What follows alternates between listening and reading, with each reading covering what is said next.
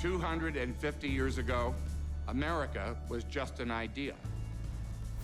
But the U.S. Army made it real. Battle by battle, brick by brick. Well, we're gonna get this cleaned up for you. Generation by generation. It began as a band of neighbors picking up arms to fight injustice. But it has evolved into the most feared fighting force in the history of mankind. The uniforms may have changed, and the tools have transformed. But the heart remains the same. Why we fight and why we stand together does not change. Your mission starts now. Quitting is not in my vocabulary. The United States Army is the heartbeat of our free country.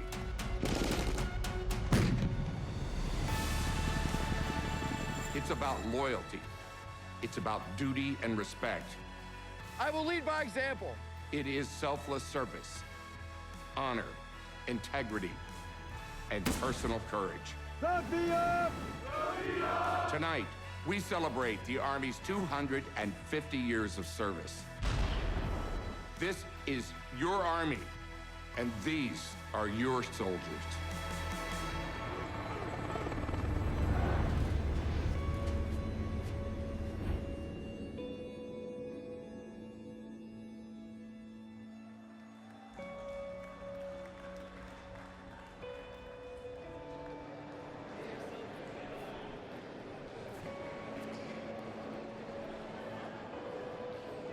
This concert is for you. It's to celebrate the soldiers all the way back to 1775 through today. And it's to celebrate the Army's 250th birthday of serving this nation and defending this nation. With all that said, give it up for Mr. Gavin DeGraw.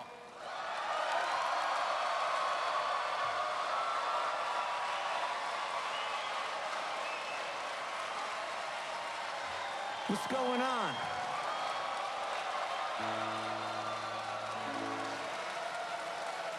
A lot of you might be wondering, why am I here? I'm here because my grandfather was a soldier, and my father was a soldier, so that I could be a poet. That's why I'm here. So thank you for your service.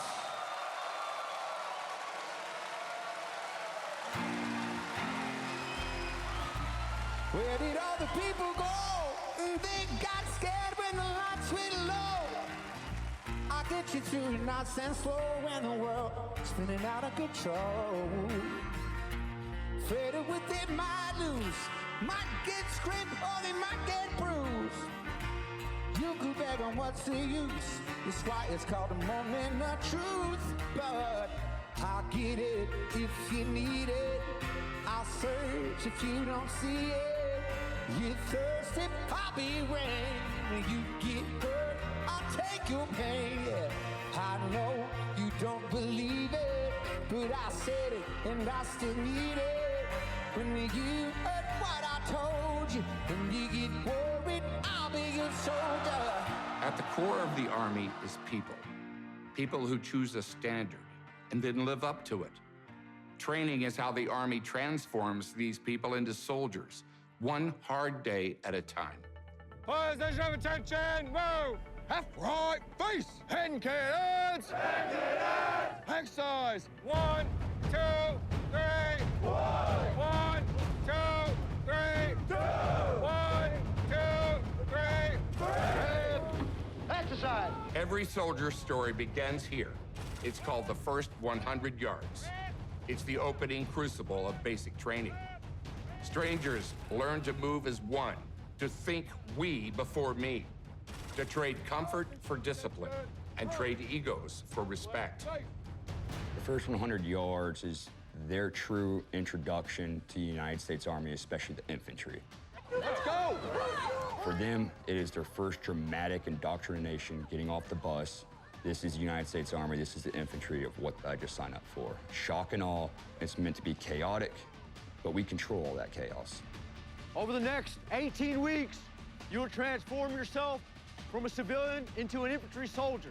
Only if you have stepped into this journey.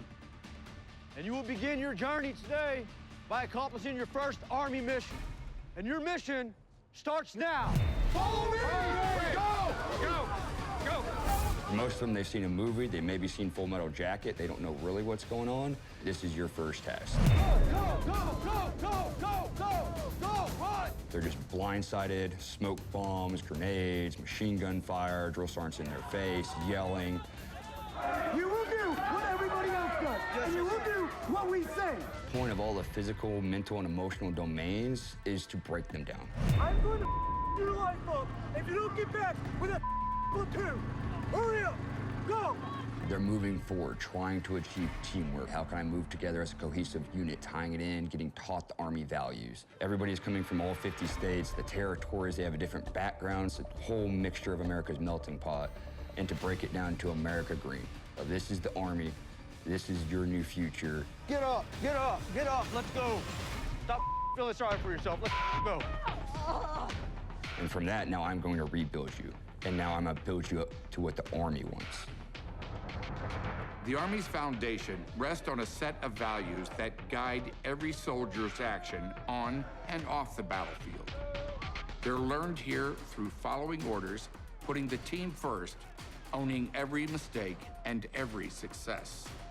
The foundation of the Army is built off these 7 core values: loyalty, duty, respect, selfless service, honor, integrity, and personal courage. All these will get taught and ingrained in them just like the hierarchy of command. My favorite core value, respect, is paramount in the military. Starting position, move! Get down! I can't just demand a trainee's respect. I am then leading from the front as a drill sergeant. If I'm not just saying do this, you're also watching me do this. So it goes 2 ways. Get up, get fucking elbows down! Should be low to the ground! So tying everything together from today's event, the soldierization of everything I've seen personally through my career, it builds them up for better success if they properly attain to the Army values. Now that son or daughter is actually like, no, Mom, let me help you hold that. Let me help you carry your bags on top of my bags. Let me get the door for you. Basic humanism of responsibility is the best thing they learn from the military, and just being a good citizen. The motto we have is that flag right there. Burn the ships. Does anyone think they know what that means? What? No turning back. There you go. If we're committing to something, we're committing 100%. Yes, this is gonna be your home for the next 18 weeks. Just so y'all know, quitting is not in my vocabulary. All of you will finish these 18 weeks. Do you understand? Yes,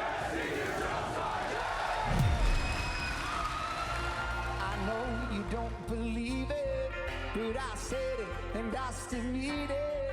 When you heard what I told you, when you get worried, I'll be your soldier.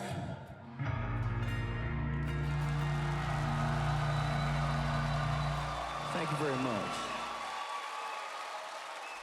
Across 2.5 centuries, the Army has been built by families, passing down service like a living heirloom. Each generation teaches the next what it means to wear the uniform, to stand together, and put the mission and the nation first. This is a living legacy, carried by family, forged in sacrifice, and defined by duty. My dad's in the Army. My grandfather was in the Army and Navy. My great-grandfather was military. Great-great-great-grandfather was in the military. It goes all the way up to the Revolutionary War.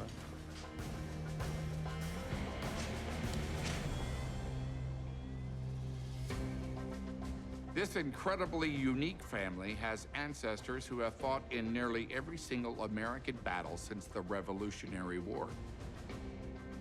For generations, the Mace family's service has reflected the history of the United States Army. So do you guys know how far back our family history goes? I'm fortunate enough to be in a family of ordinary people doing extraordinary things. It was 6 great-grandpas ago, we're talking Revolutionary War. So Moses Stone was a soldier in the Revolution as a corporal in Captain Samuel Bernard's company, which marched on the Lexington Alarm of 19 April, 1775. With the Revolutionary War specifically, there's a special connection for me because the Army Reserve is full of citizen soldiers. were ordinary people. And when we talk about these people that were there at the Revolutionary War, these were not professional soldiers. These were people who were running their regular lives that then became soldiers in a time of need. Looks like us a little bit. He looks like George Washington. He does look a little bit like George Washington, but yeah. So in the Civil War, we got a couple people.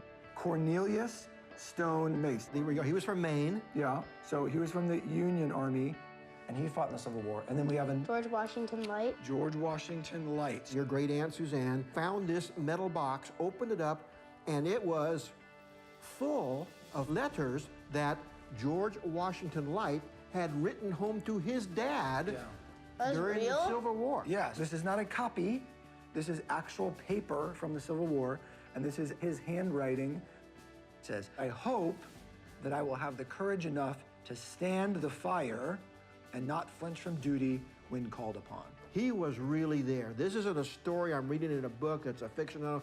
Here was a guy who was really going through it and being honest that we're all going to be afraid, but I hope I can stand the fire and do my duty. Yeah. Talking about World War I, this is Jesse Hunter Newberry. This is your great-great-grandpa. He was in the 21st Balloon Company. Like a hot air balloon. Because back then, to do reconnaissance, they didn't have radios, they didn't have planes that could move slowly with cameras to see what was going on. So they relied on balloons, and he's actually buried in Arlington. 2 decades later, the world was at war again. The lessons learned in the skies over Europe had reshaped the Army. It had now become a modern force ready to meet a new global challenge.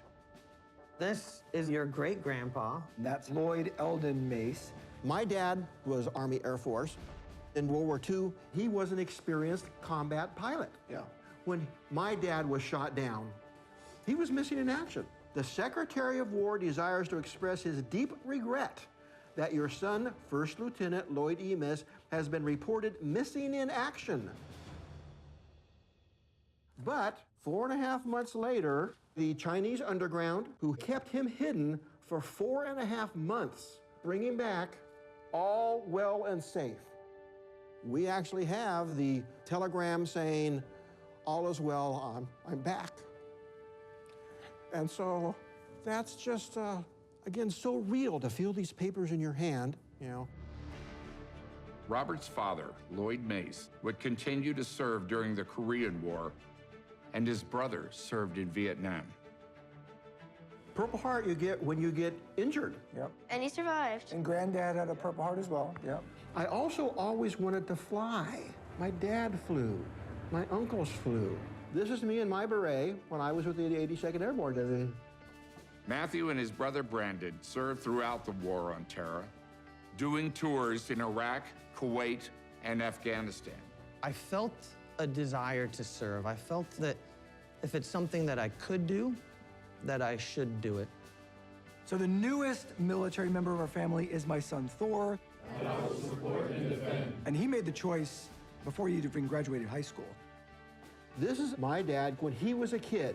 So what do you think he wanted to be when he grew up? A pilot. A pilot. So obviously this is what he wanted to do.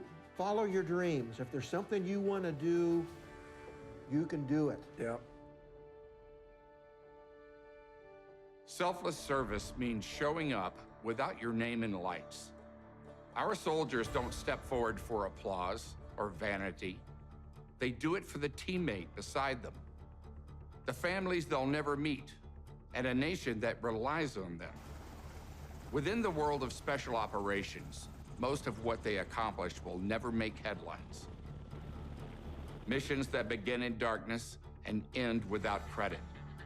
Their success is measured in lives saved, threats avoided, and teammates brought home, not in public recognition. This is the true meaning of selfless service. I remember 9/11 vividly, and I told myself I would sooner fight and die in a foreign land before another American is killed on American soil. The 160th, it's the premier aviation organization in the world with helicopters. If it's special operations, we're working with them to provide precision rotary wing support. And a lot of what we do is going to be at night.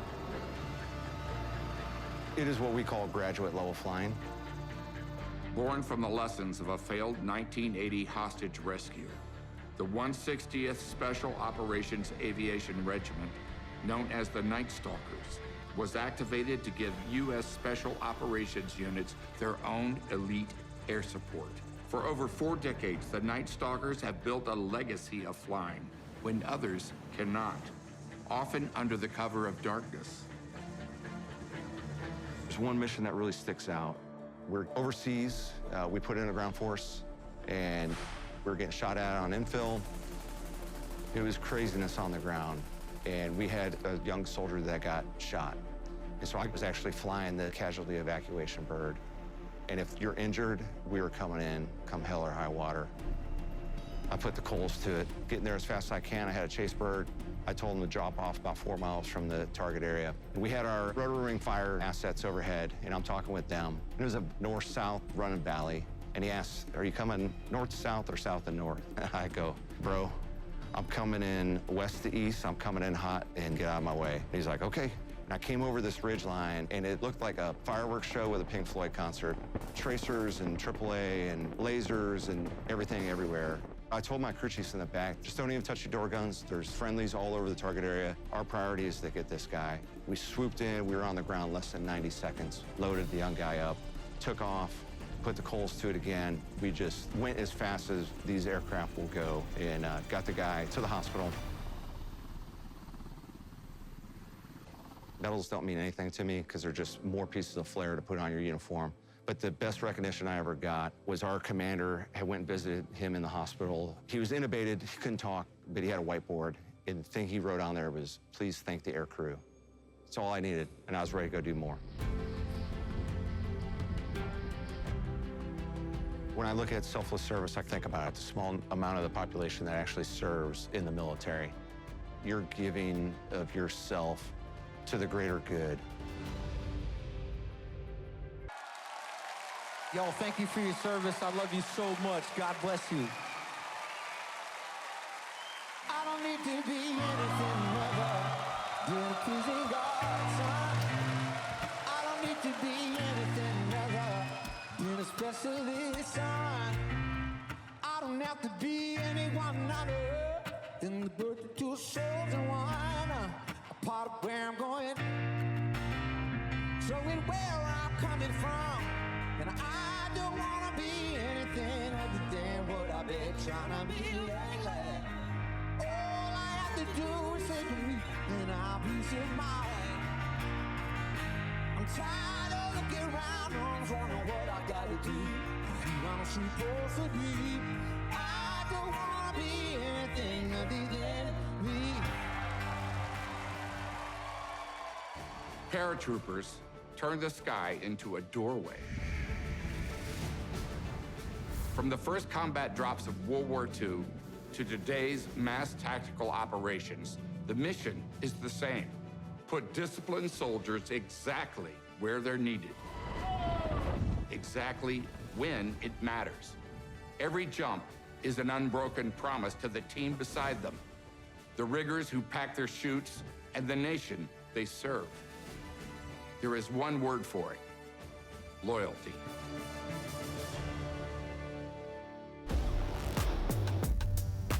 The purpose of the Airborne is to be able to project power behind enemy lines with speed, surprise, and audacity, dropping men and women from the sky in parachutes. And we can do that anywhere we can get our airplanes, behind, beside, in front of enemy lines, and be able to drop massive combat power in a moment's notice.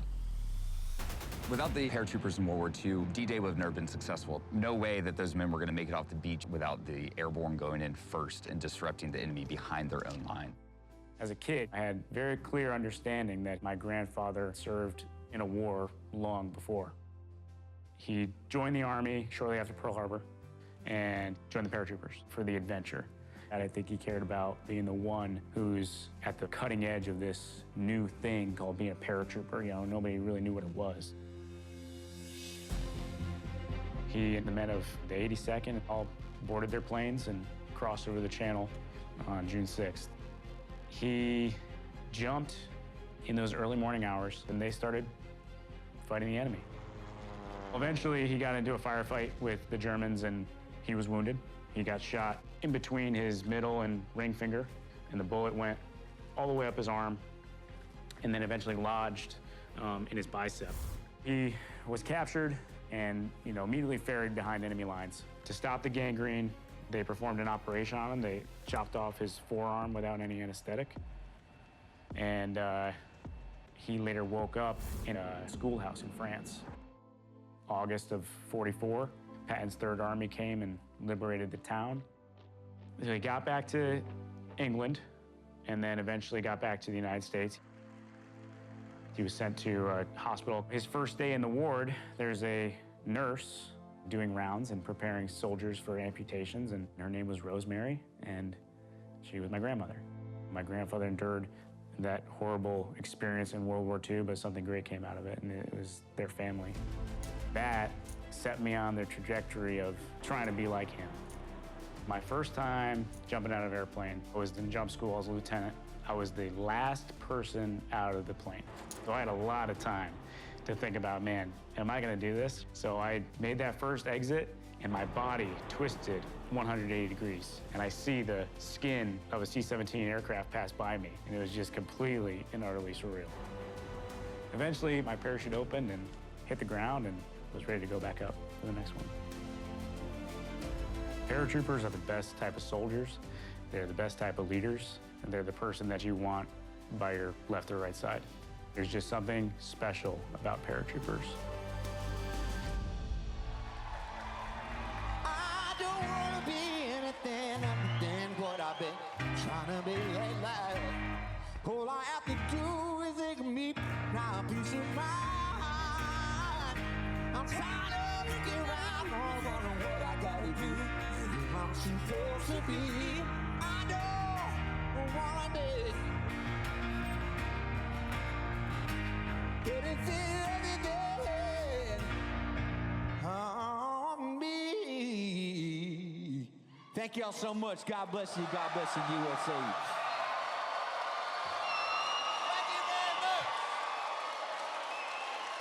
While our soldiers keep the standard in the field, the others keep it at home.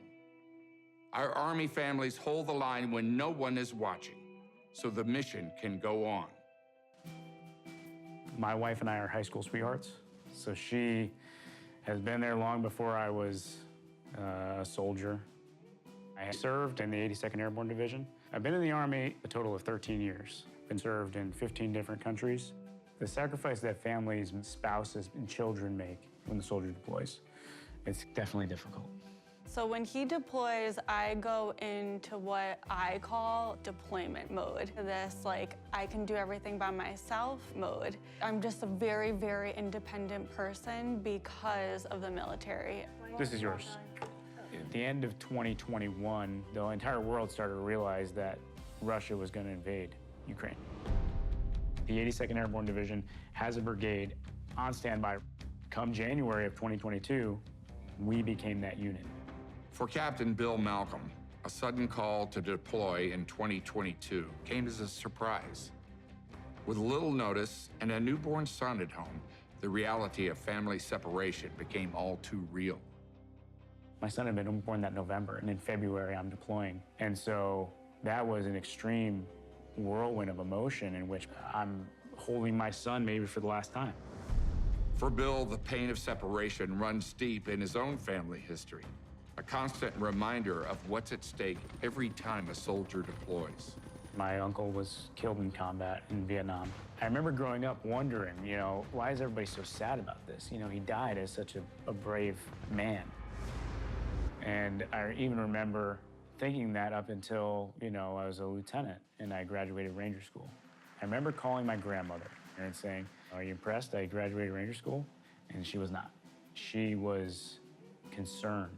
I have a son myself, but I'm leading 120 Americans who are feeling that same heartache and that same dread that I'm feeling with my son. Going back to the Army values, I have a duty to be focused on the mission, be focused on their well-being, and ultimately get them home alive.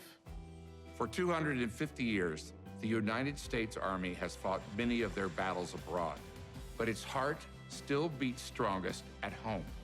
And in the end, behind every soldier stands a strong family, resilient and proud.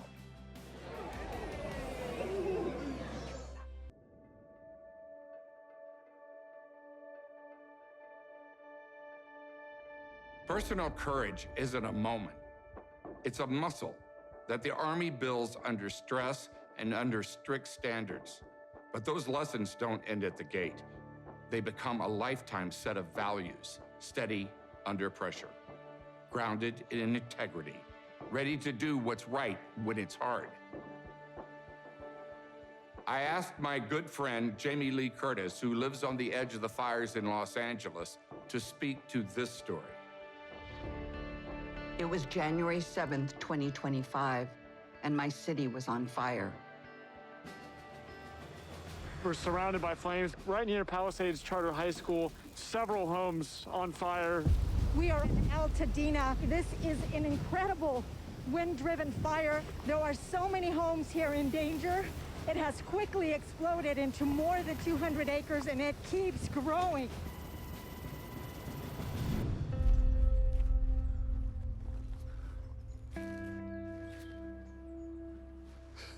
It was a terrifying night for all of us, but the courage of many unsung heroes saved neighbors, loved ones, and the rest of the city.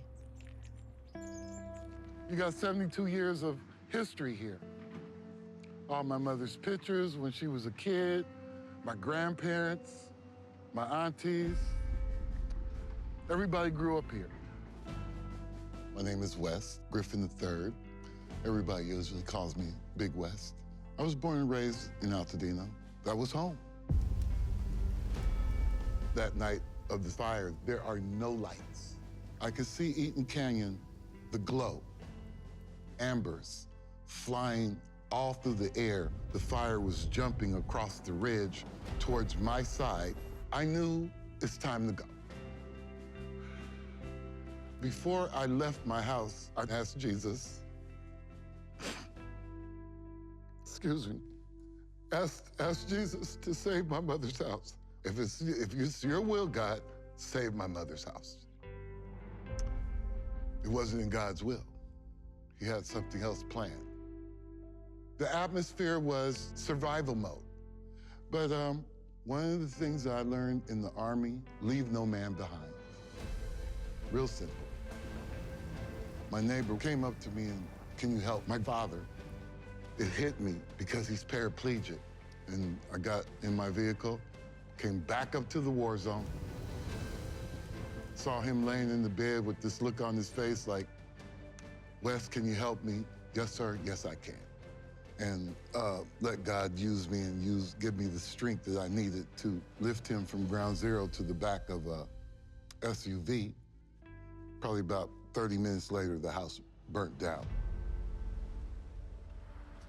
Out of all the disaster areas you've been to, does this compare to anything This is probably the worst. Really, Colonel? Yeah. Yeah, because it's like a war zone. It's like a war zone. Sure is. And I'm thankful for the Army Corps of Engineers to help me in my situation. Yeah. So Okay. I appreciate that. Yeah, absolutely. When there's a disaster, the Army Corps is called into action to help remove this fire ash and debris from these parcels, yours being one of them. Somewhere on the order of 13,000 properties were consumed by this fire. So the scale is enormous in terms of property, the loss of lives. So the purpose of the program is to come here and remove the public health and safety threat. We go in and remove all of the fire ash and debris. That's the original structure that burned to the ground, any furniture or possessions that were inside that burned up, as well as remove the foundations to allow a fresh building lot to then rebuild their future home on it. General George Washington appointed the first engineer officers of the Army during the American Revolution.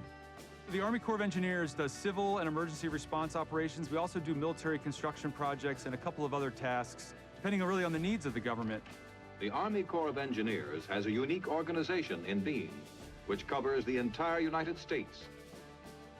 The U.S. Army Corps of Engineers has evolved from battlefield logistics, like clearing mines and building bridges, to large-scale construction and disaster relief. They helped tame the Mississippi with levees, built landmarks such as the Washington Monument and the Pentagon, and respond after hurricanes, earthquakes, and tornadoes. Today, seeing the Army Corps on our streets, clearing debris, stabilizing hillsides, reopening lifelines, I'm reminded how strong we can be together. Army Corps of Engineers is helping to make it home again. The phoenix will rise from the ashes. Wow. And when the ashes are gone, you will be able to envision your new home here on this lot. What do you do during that moment's notice? I was taught from the military, do what's necessary to help your fellow man. And so me at 65 years old, that's what I've learned to do. We'll hear about catastrophes, but you would never think it would happen to you. But the day it happens, prepare yourself. Don't lose it. Be strong and do what you have to do to survive.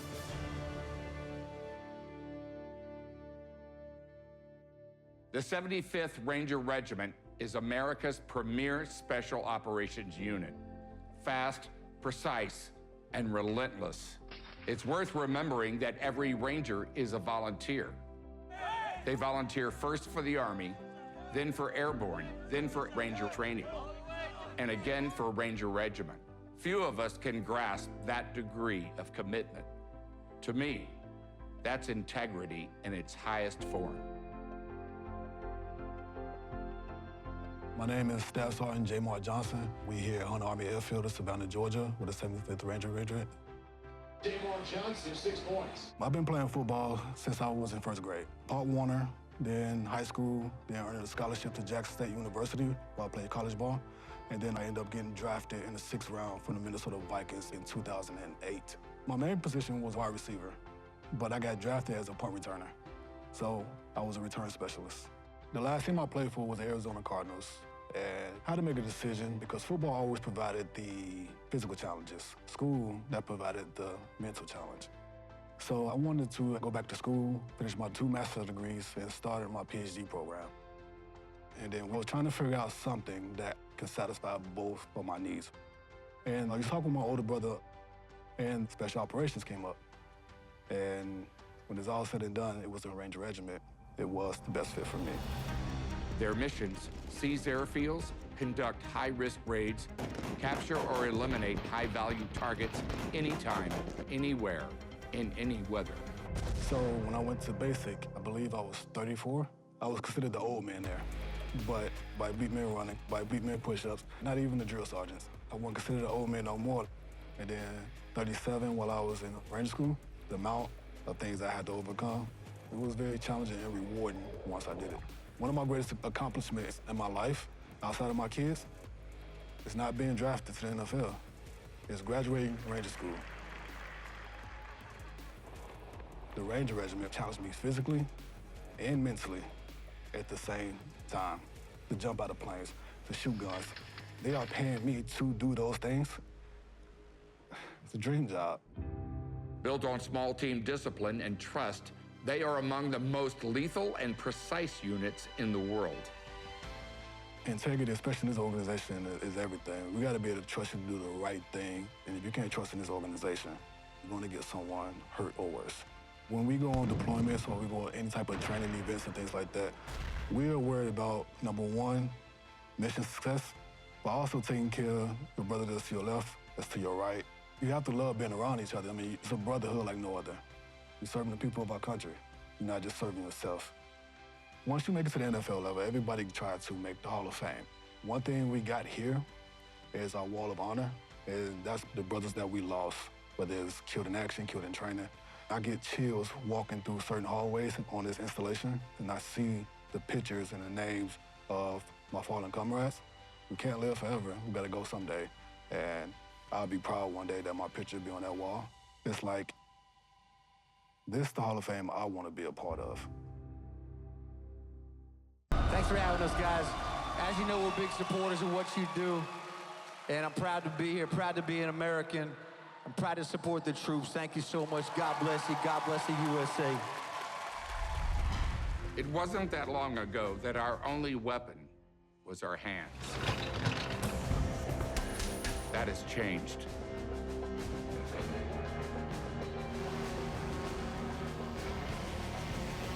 The Army of tomorrow will move faster and see farther, yet it will be guided by the same compass that led generations before.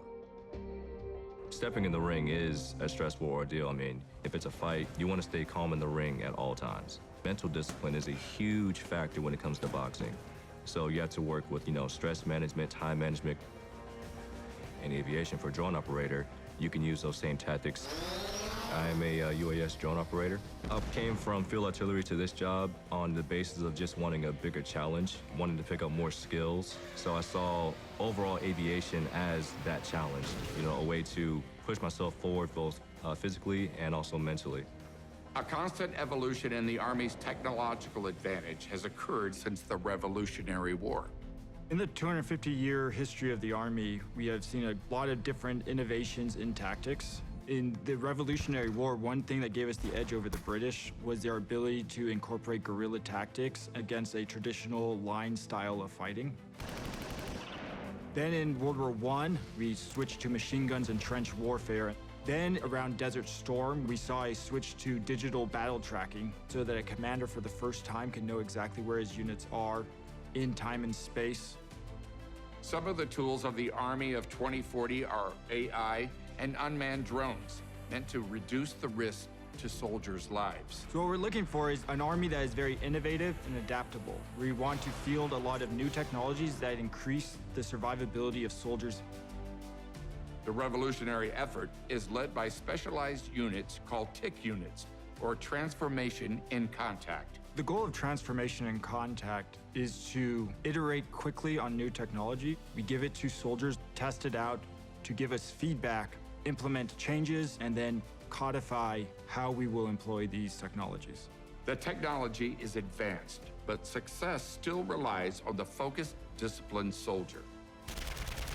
With the advent of technology, I think that this Army is going to continue to be able to shoot, move, and communicate better, but the soldier is going to get better and better and better.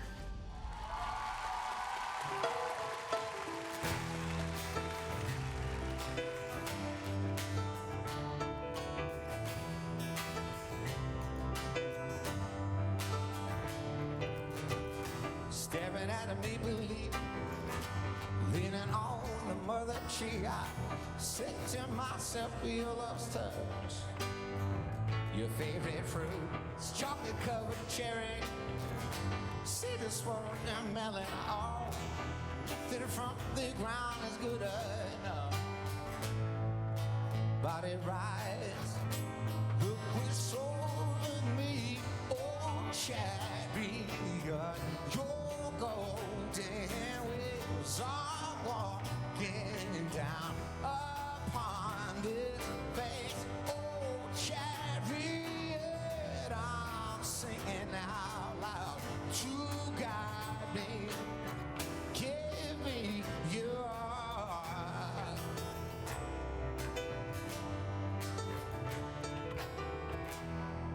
The heart of the Army is not steel or strategy. It's people.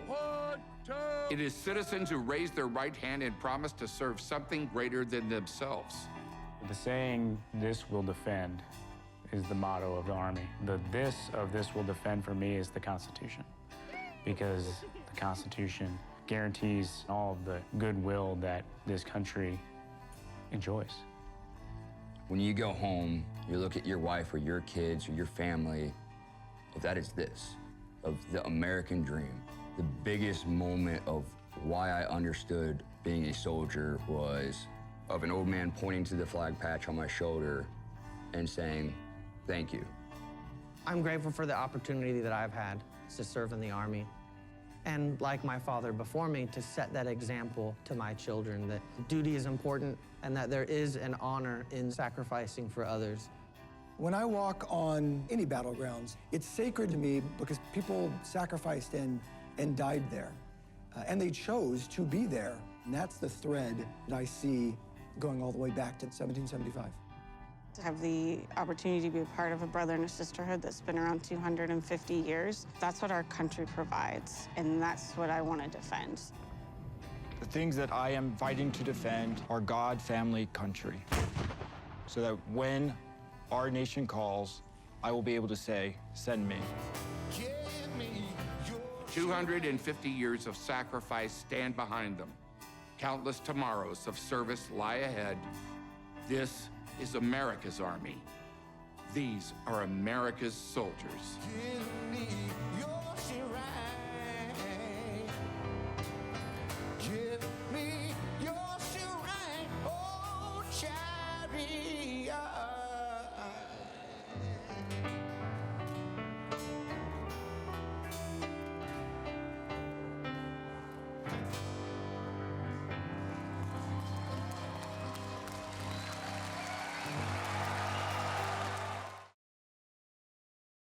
Hey, thanks for watching.